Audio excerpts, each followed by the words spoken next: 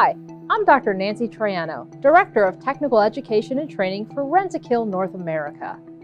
There's a lot of information out there about termites. It can be a lot to process.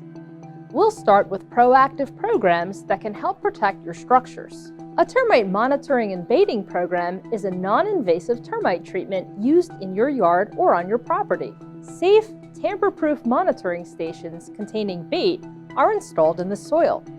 Termites feed on the bait and take it back to their colony, which is fatal to the other termites.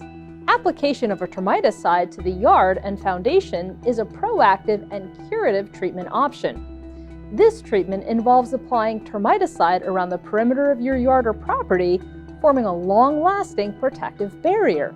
Termites contact this barrier, pick up the termiticide, return to the colony, and transfer to the other termites, eliminating them. For treating a termite infestation, treatments can be made directly to the wood supports or under the slab of a home or business. This can sometimes involve drilling or injection of a termiticide product.